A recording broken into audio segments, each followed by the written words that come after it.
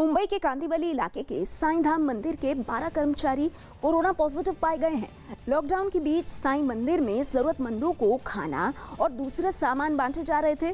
2 दिन पहले साईं मंदिर के 17 कर्मचारियों की जांच कराई गई थी, जिसमें 12 कर्मचारी कोरोना पॉजिटिव पाए गए।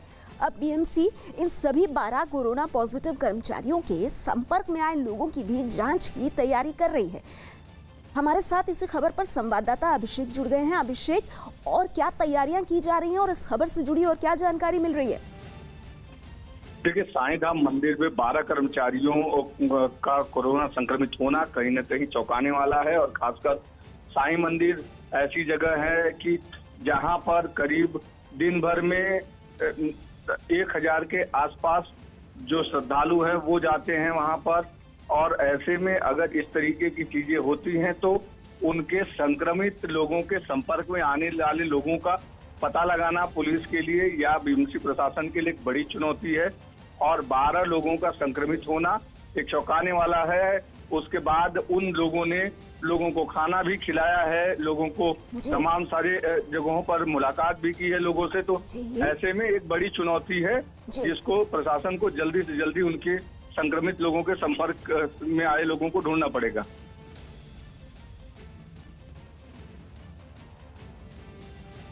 दिल्ली के किराड़ी में राशन नहीं मिलने से नाराज लोगों ने नगर निगम के एक स्कूल पर हमला कर दिया। जिस स्कूल पर हमला हुआ वहां पिछले कई दिनों से दिल्ली सरकार की तरफ से राशन बांटा जा रहा है, लेकिन सरकारी काम की वजह से एक दिन के लिए इस काम को रोक दिया गया था। मतलब ये घोषणा की गई थी कि एक दिन के लिए इस स्कूल में राशन नहीं बांटा जाएगा। और दावा है कि यह बात इलाके के लोगों तक भी पहुंचाई गई। पर जब सुबह हुई तो स्कूल के बाहर लोग मुफ्त राशन लेने के लिए इकट्ठा हो गए। स्कूल का गेट बंद मिला तो भीड़ बेकाबू हो गई। कुछ लोगों ने तो पथराव कर दिया। जिस वक्त पथराव हुआ, स्कूल में प्रिंसिपल, टीचर और सफाई कर्मी मौजूद थे। पथराव की वजह से ये लोग अंदर जाकर छिप गए। बाहर पत्थर बरसा रहे लोगों ने गाली गलौज भी की।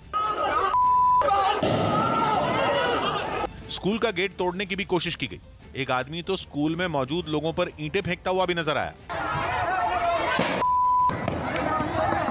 आरोप है कि पथराव से पहले कुछ लोगों ने भीड़ को स्कूल का गेट तोड़ने के लिए उकसाने की कोशिश की।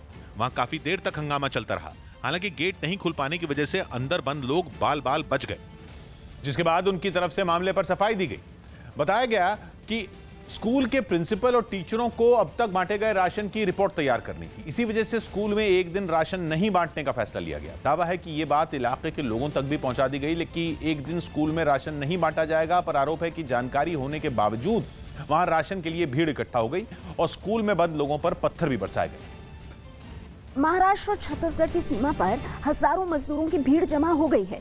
महाराष्ट्र में फंसे यूपी, बिहार, ओडिशा और झारखंड के रहने वाले हजारों मजदूरों को महाराष्ट्र सरकार की तरफ से बसों के जरिए छत्तीसगढ़ की सीमा पर लाकर छोड़ दिया गया। महाराष्ट्र के जलगांव, नागपुर, पुणे समेत कई दूसरे जिलों में काम करने वाले इन मजदूरों का आरोप है कि महाराष्ट्र में उन्होंने कई बार ट्रेन के लिए आवेदन दिया, लेकिन कोई मदद नहीं मिली। इसके बाद उन्होंने जिन जिलों में वो काम करते थे वहां के प्रशासन से मदद मांगी।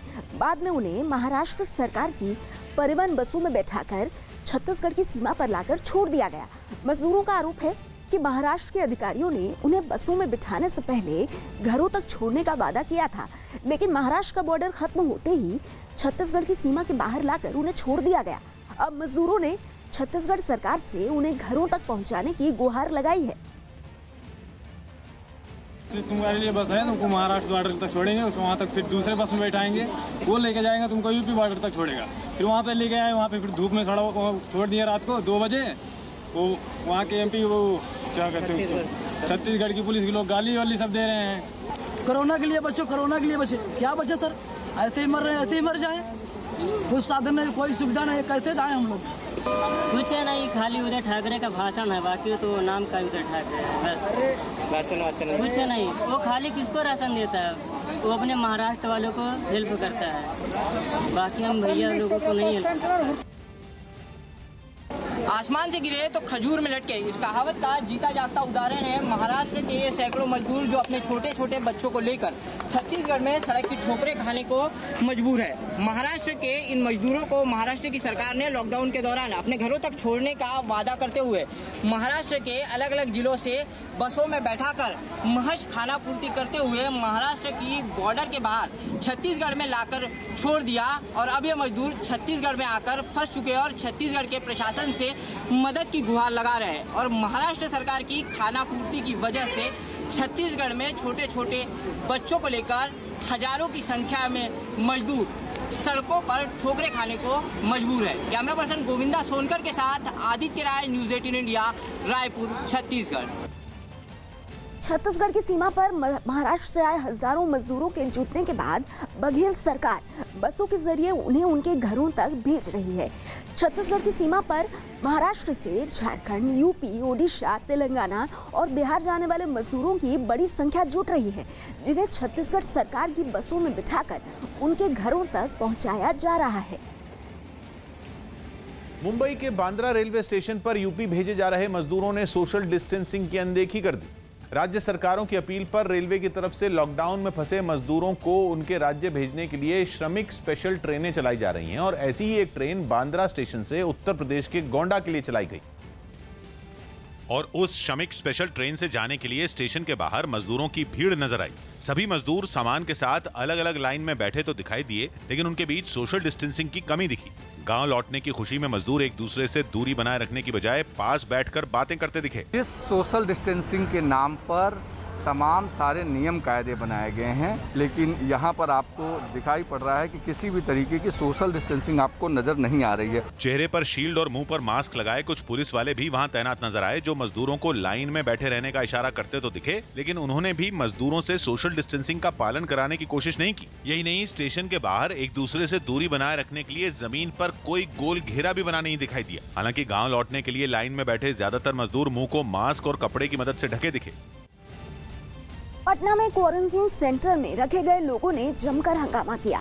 वहां क्वारंटीन किए गए लोगों ने सेंटर में तोड़फोड़ की और पथराव किया। लोगों ने पथराव कर क्वारंटीन सेंटर की खिड़कियों के शीशे तोड़ डाले। क्वारंटीन सेंटर में रखे गए लोगों का आरोप है कि वहां उन्हें ना तो समय से खाना मिलता है और ना ही सेंटर में साफ सफाई रखी जाती है।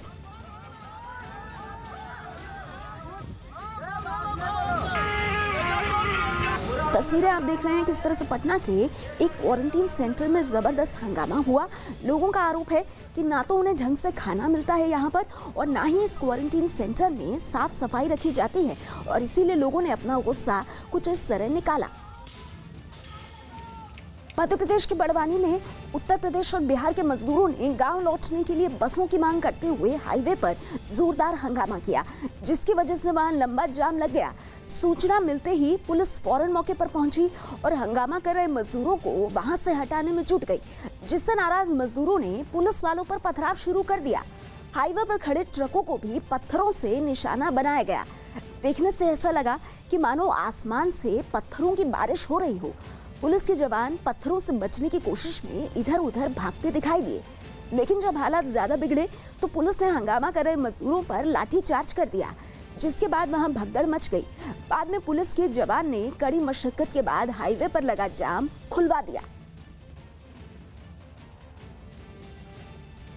लॉकडाउन के बीच गांव लौटने के लिए कोई इंतजाम नहीं होने पर एक मजदूर पैदल ही अपनी गर्भवती पत्नी और बेटी के साथ कई 100 किलोमीटर चलकर अपने गांव पहुंचा। ये मजदूर हैदराबाद में काम करता था, लेकिन पैसों की दिक्कत होने पर उसने परिवार के साथ वहां से लौटने का फैसला किया।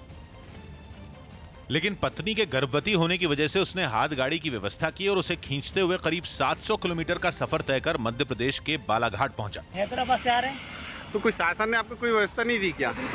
इसके लिए इस मजदूर ने रास्ते में ही कुछ लकड़ियों की मदद से एक हाथ गाड़ी बनाई। मजदूर ने गाड़ी पर अपनी पत्नी और बेटी को बैठाया और उसे खींचते हुए अपनी मंजिल की तरफ बढ़ गया। चिलचिलाती धूप में हाथ गाड़ी खींचते खींचते जब भी ये मजदूर थक जाता तो उसकी पत्नी ने गाड़ी से उतरकर पैदल चलना शुरू कर दिया। 17 दिनों के सफर के बाद ये मजदूर अपने परिवार के साथ बालाघाट पहुंचा, जिसकी जानकारी मिलते ही कुछ अधिकारियों ने उन्हें खाने की चीजें दी और उनके गाँव जाने का भी इंतजाम किया। वो बॉर्डर पर पहुंचने के बाद मेडिकल चेकअप करा के तत्काल बस से घर रवाना किया गया है। घर पहुंचने के बाद महिला ने सफर के दौरान हुई परेशानियों का जिक्र किया। थक जाते थे तो दूर से छांव में रखते थे, इधर बैठते थे, फिर आते थे।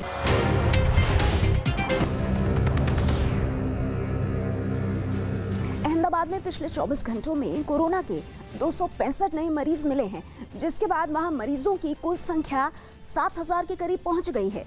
वहीं एक दिन में अहमदाबाद में 19 लोगों की मौत हुई है। कोरोना की वजह से सिर्फ अहमदाबाद में ही कुल 465 लोगों की मौत हो चुकी है। वहीं पूरे गुजरात की बात करें तो वहां कुल मरीजों की संख्या 9552 है, जबकि अब तक वहां कुल 586 लोगों की मौत हो चुकी है। अलग अलग राज्यों में फंसे हुए मजदूरों को उनके गांव पहुंचाने के लिए चलाई गई श्रमिक स्पेशल ट्रेनों में खाने के लिए झगड़ते लोगों का एक वीडियो सामने आया। यह वीडियो बिहार के कटिहार जंक्शन का है, जिसमें खाने के पैकेट के एक बड़े थैले पर लोग झपटते हुए दिखे। थैला इतना बड़ा था कि हर मजदूर को पैकेट जरूर मिल जाता, लेकिन खाना देखते ही भूख से बेहाल मजदूरों का सब्र जवाब दे गया। खाने के पैकेट एक दूसरे से छीनने के लिए मारामारी की नौबत आ गई। महामारी से बचने के नियम और सोशल डिस्टेंसिंग तो सब भूल ही गए। जिसके हाथ में एक पैकेट आ गया वो दूसरा पाने के लिए गुत्थम गुत्था होता रहा। थैला फट गया और खाने के कुछ पैकेट नीचे गिर गए, लेकिन छीना झपटी खत्म नहीं हुई। प्लेटफॉर्म पर खाने के लिए दंगल चलता रहा, लेकिन न कोई पुलिस वाला इन्हें रोकने पहुंचा, न कोई अफसर ही दिखा। थैले में बचे आखिरी पैकेट तक के लिए लोग बुरी तरह झगड़ते रहे। अरे एक लो ना यार अंदर जाके। हालांकि कटिहार जंक्शन पर खाने के लिए हुए इस युद्ध से पहले तक सब कुछ सामान्य रहा। ट्रेन में सवार होने के लिए लोग सोशल डिस्टेंसिंग का पालन करते हुए लाइनों में लगकर अपनी बारी का इंतजार करते दिखे। कड़ी धूप में भारी बैग लेकर लोग काफी देर तक सब्र से खड़े रहे। स्टेशन के प्लेटफॉर्म पर सोशल डिस्टेंसिंग के निशान भी बनाए गए। हालांकि यह साफ नहीं हुआ कि खाने के पैकेट का इंतजाम किसकी तरफ से किया गया था। वंदे भारत मिशन पर पश्चिम बंगाल सरकार में मंत्री पार्थ चटर्जी के भेदभाव के बयान पर विदेश मंत्रालय ने कहा है कि विदेश मंत्रालय राज्यों के बीच भेदभाव नहीं करता और भारत सरकार का वंदे भारत मिशन विदेशों में सभी फंसे हुए भारतीयों के लिए है, जिनमें पश्चिम बंगाल के लोग भी शामिल हैं। पश्चिम बंगाल के मंत्री पार्थ चटर्जी ने एक ट्वीट के जरिए विदेश मंत्रालय का नाम लेकर सवाल किया था कि क्या विदेशों से कोलकाता कोई नहीं आना चाहता।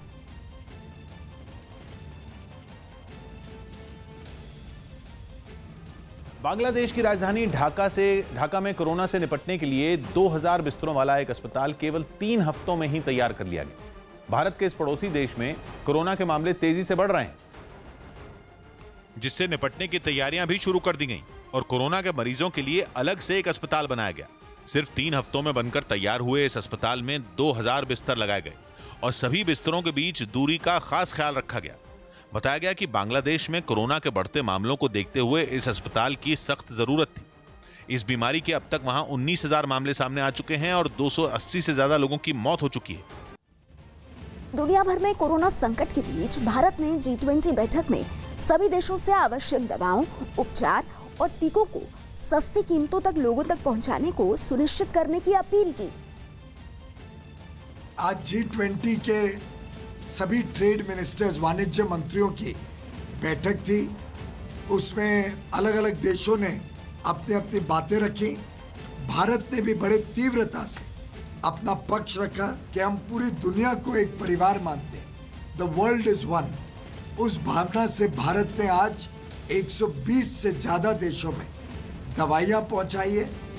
मानवता के आधार पर इस कोविड-19 की लड़ाई के लिए लोगों को दवाई पहुंचे, उसके लिए 120 देशों से अधिक देशों में दवाई पहुंची है।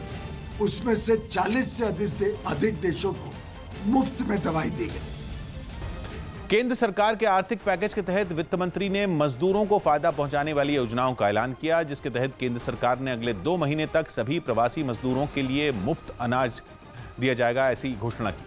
इसके तहत सरकार 5 किलो आटा, चावल और 1 किलो दाल हर परिवार को देगी। फंसे हुए सभी मजदूरों से संपर्क करने और उन तक अनाज पहुंचाने का इंतजाम राज्य सरकारें करेंगी, जबकि इसका खर्च केंद्र सरकार उठाएगी। इस योजना से 8 करोड़ लोगों को फायदा मिलने का अनुमान है, जिस पर करीब 3,500 करोड़ रुपए खर्च होंगे। सरकार ने एक देश एक राशन कार्ड योजना का भी ऐलान किया, जिसके तहत एक ही राशन कार्ड पूरे देश में मान्य होगा। यानी राज्य सरकारों की तरफ से मिलने वाले राशन के लिए लोगों को परेशान नहीं होना पड़ेगा। जिस भी राज्य में लोग होंगे वो नजदीकी राशन की दुकान से राशन ले सकेंगे। सरकार ने दूसरे राज्यों में फंसे लोगों के लिए किराए के सस्ते मकान बनाने की भी बात की। ये मकान प्रधानमंत्री आवास योजना के तहत बनाए जाएंगे। वहीं केंद्र सरकार ने दावा किया कि अपने गांव लौट चुके लोगों को मनरेगा के तहत काम दिया जाएगा, जिसके लिए राज्य सरकारों से संपर्क किया जा रहा है। मुंबई में एक और पुलिस वाले की कोरोना की वजह से मौत हो गई। वहां के शिवड़ी पुलिस स्टेशन में तैनात एएसआई सुनील वाघमारे की कोरोना की वजह से मौत हो गई। अब तक मुंबई में कुल 7 पुलिसकर्मियों की इस बीमारी से मौत हो चुकी है। वहीं नासिक, पुणे और सोलापुर में एक पुलिस वाले की मौत हुई है। पूरे महाराष्ट्र में अब तक कुल 10 पुलिसकर्मियों की कोरोना की वजह से मौत हो चुकी है। देश भर में कुछ ट्रेनों के चलते ही लॉकडाउन में फंसे लोगों के घर पहुंचने का सिलसिला शुरू हो गया। ऐसी ही एक स्पेशल ट्रेन 1200 लोगों को लेकर सुबह करीब 4:30 बजे बेंगलुरु से अगरतला पहुंची, जहां रेलवे स्टेशन पर पहले से ही तैयारियां पूरी कर ली गई थी। रेलवे पुलिस और प्रशासन के लोग हर कदम पर मदद करते दिखे। यात्री भी मुंह पर मास्क लगाकर सोशल डिस्टेंसिंग के नियमों का पालन करते हुए रेलवे स्टेशन से बाहर निकले। स्टेशन पर कुली के नहीं रहने से कुछ लोगों को दुश्वारियां भी हुई, क्योंकि उन्हें अपने भारी बैग खुद ही उठाने पड़े। रेलवे स्टेशन पर पहुंचे लोगों की मदद के लिए वहां कुछ स्टॉल भी लगाए गए थे। जो लोग स्टॉल पर पहुंचे उन्हें सैनिटाइजर और मास्क दिए गए। लोगों ने भी अपने इलाके में पहुंचकर राहत की सांस ली। लॉकडाउन हो गया तो मुश्किल में पड़ गया है, तो अभी आके थोड़ा अच्छा फीलिंग हो रहा है। सीएम सर ने हम लोगों के लिए बहुत बढ़िया काम किया है, थैंक्स। यात्री रेलवे स्टेशन से अपने घर कैसे पहुंचे, इसके लिए भी प्रशासन ने इंतजाम किए। कुछ इलाकों में बसों से तो कुछ इलाकों में छोटी गाड़ियों से लोगों को घर भेजा गया। 100% थर्मल स्क्रीनिंग हो रहा है। सारे जितने भी पैसेंजर्स हैं उनको 100% होम क्वारंटाइन किया जाएगा।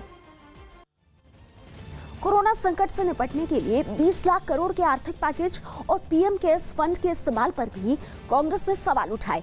एक दिन पहले ही प्रधानमंत्री कार्यालय की ओर से ट्वीट करके कोरोना से लड़ाई के लिए पीएम केयर्स फंड से 3100 करोड़ रुपए जारी किए जाने का ऐलान किया गया था, जिस पर पूर्व वित्त मंत्री पी चिदम्बरम ने हिंदी, अंग्रेजी और तमिल भाषा में ट्वीट करके आरोप लगाया कि पीएम केयर्स फंड से मजदूरों के नाम पर 1000 करोड़ रुपए जारी किए गए। उसमें 1 रुपया भी किसी गरीब या मजदूर के हाथ नहीं आने वाला, क्योंकि ये पैसा मजदूरों की यात्रा, उनके इलाज और रहने खाने पर खर्च करने के लिए राज्यों को दिया गया है। भाजपा केंद्रीय सरकार को सीधा उत्तर देना चाहिए कि 20 लाख करोड़ रुपए से क्या लोगों के हाथ में पैसा जा रहा है? क्या गरीब मजदूर जो आज भी पलायन कर रहा है उसको पैसा देखने को मिलेगा? इन सवालों पर बीजेपी भड़क गई और उसने कांग्रेस की सोच को नकारात्मक राजनीति की मिसाल बताया। बीजेपी प्रवक्ता शाहनवाज हुसैन ने कांग्रेस को कोरोना पर राजनीति ना करने की नसीहत देते हुए तंज भी कसा। जैसी नजर होती है वैसा नजरिया होता है। कांग्रेस की नजर में हर चीज में उनको स्कैम दिखता है, क्योंकि कांग्रेस ने जिस तरह से अपने राज्य में जिस तरह फंडों को मैनेज किया उसको ऐसा ही लगता है।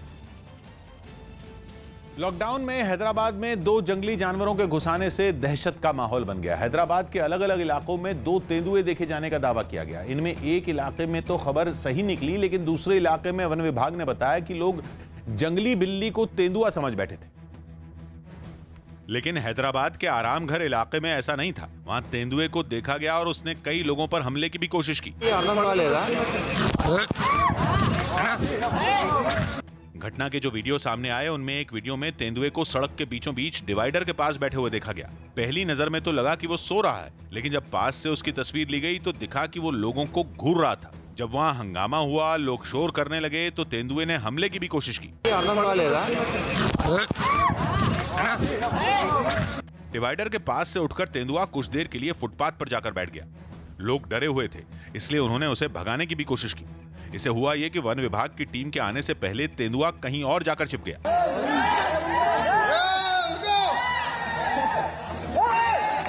तेंदुए के हमले में एक आदमी भी घायल हो गया।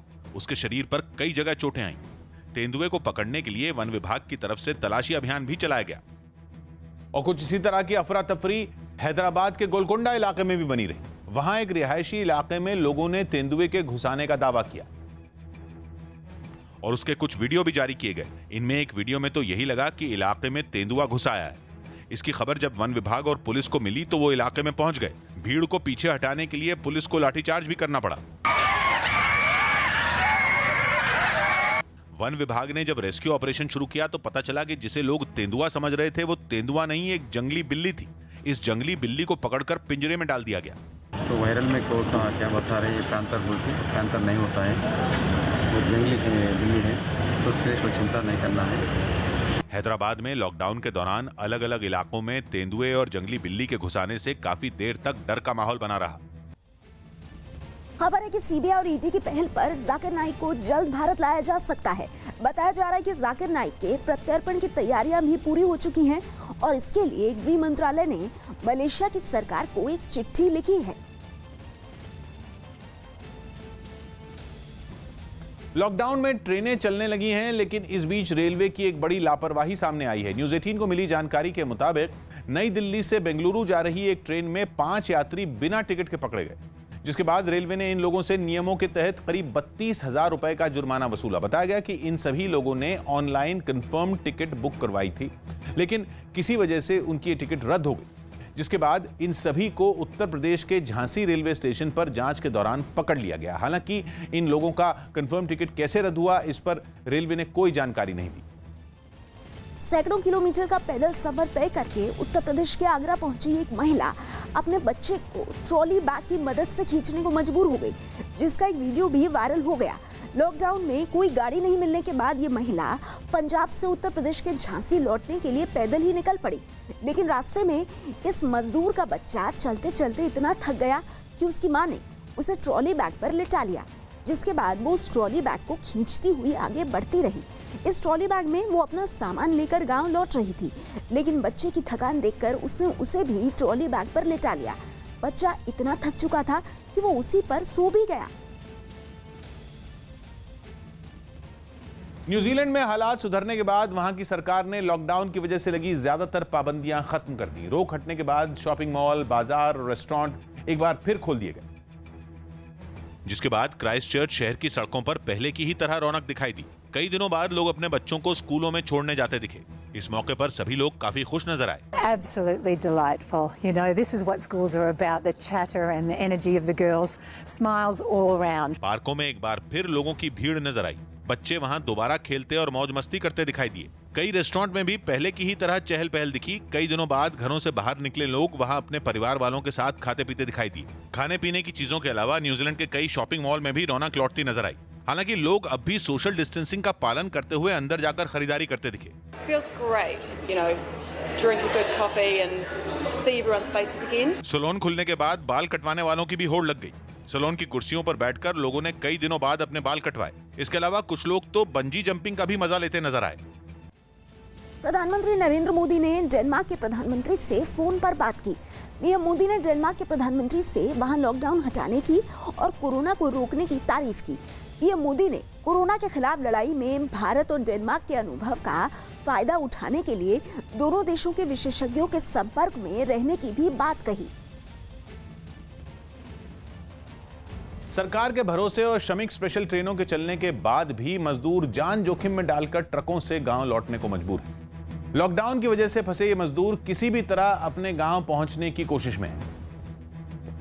और यही वजह रही कि कोई साधन नहीं मिलने पर ये लोग अब ट्रकों में सफर करने को मजबूर हैं। लखनऊ से सामने आई ऐसी ही तस्वीरों से सड़क से गुजर रहे ट्रकों पर कई मजदूर सफर करते दिखाई दिए। ये मजदूर अपनी जान की परवाह किए बिना सामान से भरे ट्रकों पर बैठे दिखे। महाराष्ट्र, राजस्थान, दिल्ली जैसे राज्यों से भारी संख्या में मजदूर, कामगार, श्रमिक आ रहे हैं। आप देखिए किस तरह से जो ट्रकें जैसे खड़ी होती हैं, एक तरीके से मारा मारी की स्थिति हो जाती है। कई महिलाएं और छोटे बच्चे भी सड़क किनारे गाड़ी के इंतजार में खड़े नजर आए और जब कोई साधन नहीं मिला तो किसी तरह ट्रक पर ही सवार होकर अपने गाँव की तरफ बढ़ गए। इन मजदूरों ने सरकार पर भी कोई इंतजाम नहीं करने का आरोप लगाया। कैसे आए यहाँ तक एक ट्रक मिल गया था, थोड़ी दूर आए, उसके बाद पैदल फिर आ रहे हैं। पैदल आ रहे हैं। वहाँ सरकार खाना पीना नहीं दे रही? कुछ व्यवस्था नहीं था।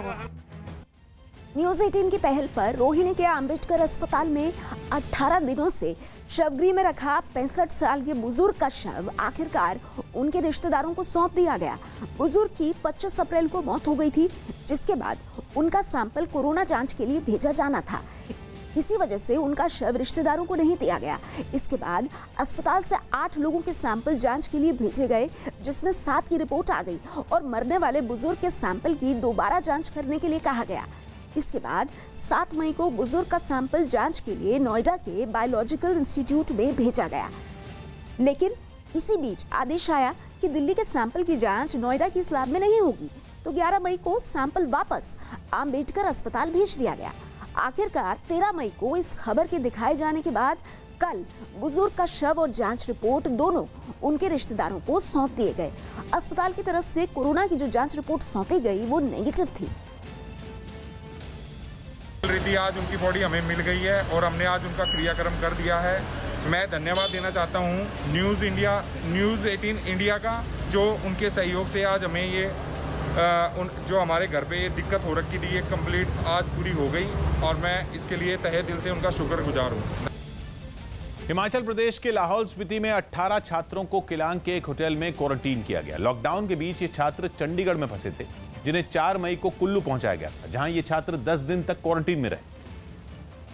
और जब ये लोग कुल्लू से अपने जिले लाहौल स्पीति पहुंचे तो उन्हें एक बार फिर एक होटल में क्वारंटीन किया गया। इन छात्रों को 4 गाड़ियों से होटल लाया गया। गाड़ी से नीचे उतरते ही सभी छात्र सोशल डिस्टेंसिंग का ख्याल रखते हुए तय दूरी पर खड़े दिखे। इसके बाद प्रशासन से जुड़े कुछ लोग इनके नाम नोट करते नजर आए। होटल में दाखिल होने से पहले इन्हें एक कतार में खड़ा किया गया और फिर सभी छात्रों का एक एक कर तापमान मापा गया। इनके रहने के लिए अलग अलग बिस्तर लगाए गए और हर बिस्तर के बीच फासला रखा गया ताकि कोरोना के खतरे को फैलने से रोका जा सके। हम इनको क्वारंटाइन में रखेंगे। इनमें से 5 के रैंडम सैंपल भी लिए जा चुके हैं जो नेगेटिव आए हैं।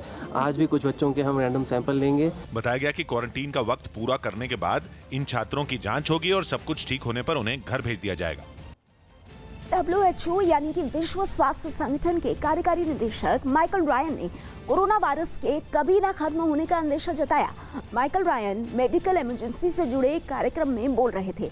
रायन को डर है कि कहीं HIV की तरह कोरोना वायरस दुनिया में हमेशा रहने वाला वायरस साबित ना हो जाए। Virus may become just another endemic virus in our communities, and this virus may never go away. Corona virus से लड़ाई जीतने का दावा कर रहा चीन अब अपने सबसे बड़े रेगिस्तान में हाईवे बनाने के काम में जुट गया है। कोरोना वायरस से उबरने के बाद चीन अपने कई अधूरे प्रोजेक्ट जो है उन पर तेजी से काम कर रहा है, जिसमें वहां के सबसे बड़े रेगिस्तान तकलीमाकन पर हाईवे बनाने का काम भी दोबारा शुरू कर दिया गया। करीब 3,40,000 स्क्वायर किलोमीटर के इलाके में फैला ये रेगिस्तान शिनजियांग प्रांत में आता है, जो रेत के खिसकने वाले टीलों से भरा है। हर तरफ रेत होने की वजह से यहाँ पर सड़क या पुल बनाना बेहद मुश्किल है। इसके बावजूद चीन के इंजीनियर यहाँ हाईवे बनाने में जुटे हैं। सामने आई तस्वीरों में वहाँ कई मशीनें रेत के बड़े बड़े टीलों को हटाती नजर आईं। बताया गया कि इनमें कुछ टीले तो 20 मंजिला इमारतों से भी ज्यादा ऊंचे हैं। चीन ने 350 किलोमीटर लंबे इस हाईवे को अगले साल तक तैयार कर लेने का दावा किया। यही नहीं, वहाँ रेलवे लाइन बिछाने की तैयारी भी की जा रही है। कोरोना वायरस से जारी जंग के बीच बेंगलुरु में पेंटिंग के जरिए लोगों को मास्क पहनने का संदेश दिया गया। लॉकडाउन के बीच कुछ कलाकार अपने अपने तरीकों से लोगों को जागरूक करने में जुटे हैं और यही वजह रही कि एक कलाकार ने पुलिस थाने की सीढ़ियों पर ही मास्क पहने एक लड़के की पेंटिंग बना दी। पुलिस थाने के बाहर पेंटिंग बनाने का मकसद लोगों को मास्क पहनने के लिए जागरूक करना था। थाने की सीढ़ियों पर ये पेंटिंग इसीलिए बनाई गई ताकि वहां से आने जाने वाले हर व्यक्ति की नजर उस पर पड़े और ज्यादा से ज्यादा लोग मास्क की अहमियत को समझ सके।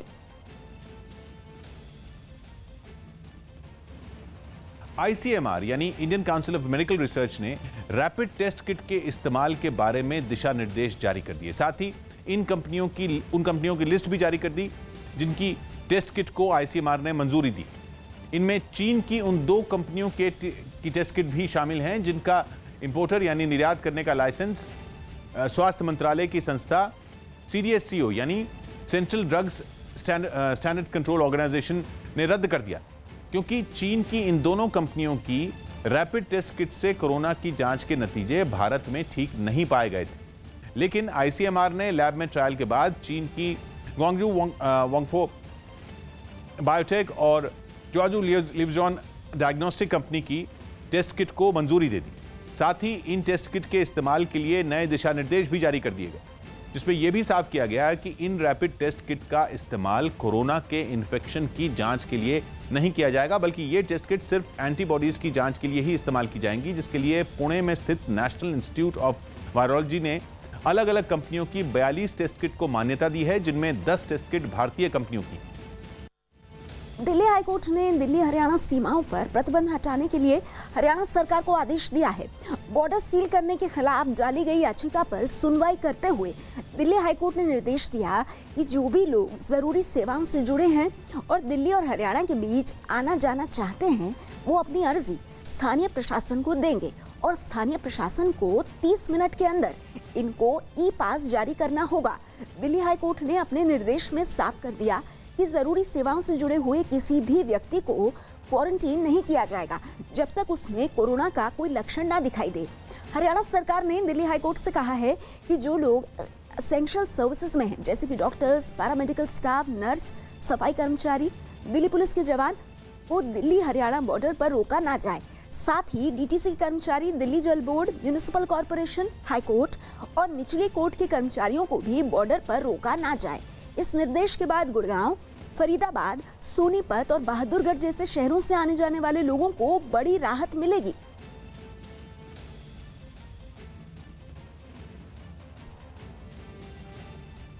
लॉकडाउन की वजह से राजधानी दिल्ली में फंसे जम्मू कश्मीर के कई लोगों को लेकर पहली special train Jammu Tawi railway station पर पहुंची। इसी ट्रेन के जरिए 1200 लोग जम्मू पहुंचे, जिन्हें स्टेशन पर पहले से मौजूद पुलिस वालों और प्रशासन के कर्मचारियों ने मेडिकल जांच के लिए वहां जिलों के हिसाब से बनाए गए अलग अलग काउंटरों पर भेज दिया। स्टेशन पर सोशल डिस्टेंसिंग को ध्यान में रखते हुए ही हर काम किया गया। जब ट्रेन स्टेशन पर आकर रुकी तब वहां प्लेटफॉर्म पर कुछ फीट की दूरी पर बनाए गए गोल घेरों में पुलिसकर्मी खड़े दिखे, जिन्होंने ट्रेन से उतरने वालों पर निगरानी रखी। साथ ही वहां लगातार अनाउंसमेंट भी होती रही ताकि लोग फासला बनाए रखें। प्लेटफॉर्म पर भी पीपीई किट पहने डॉक्टर कोरोना की जांच करते दिखाई दिए। बिल्कुल जो चेकिंग है, टेस्टिंग है, वो पूरी with all the medical equipment की जा रही है। लोग भी सोशल डिस्टेंसिंग को ध्यान में रखते हुए अपने सामान के साथ स्टेशन से बाहर निकले, जिन्हें जांच के बाद उनके गांव के लिए रवाना किया गया, जहां बनाए गए क्वारंटीन सेंटर में उन्हें 14 दिन के लिए रखा जाएगा। स्टेशन बिल्कुल नीट एंड क्लीन है और सैंपलिंग जो हो रही है वो काफी अच्छी हो रही है।